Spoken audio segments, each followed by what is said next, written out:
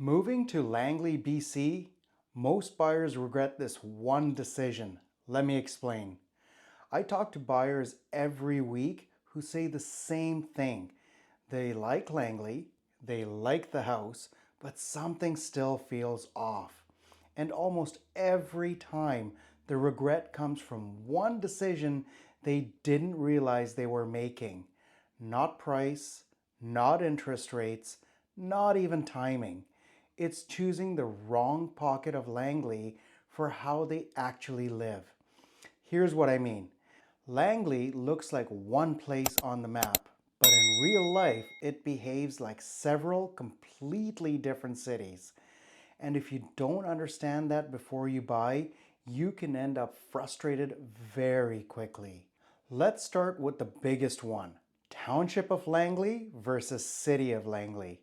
Most buyers don't realize that these are two separate municipalities. Different zoning, different density plans, different long-term growth paths. You can buy two homes 10 minutes apart and have a completely different daily experience. One feels very suburban and quiet, the other feels urban and fast changing. If you don't know which one you're choosing, that's where regret starts. Next is school catchments. I see this one all the time. Buyers assume that because a school is nearby, their kids will just naturally go there. But Langley school boundaries are very specific. Two streets can be the difference between one school and another you didn't expect your kids to go to. Families move in, then realize their plan doesn't line up with reality. That's not a small regret, that's daily stress. Another big one is density. Certain parts of Langley are changing very fast, especially near transit corridors and town centers. What looks quiet today might not feel the same in 2 to 3 years. That doesn't necessarily make it bad, but it does mean you need to know what's coming. Some buyers want growth, some buyers want stability. Regret happens when those expectations are not aligned. Then there's commuting. People say Langley traffic is bad. That's not actually true across the board. Commute frustration is very pocket specific. Where you live in Langley matters more than living in Langley. Access to Highway 1, direction of travel, proximity to bridges.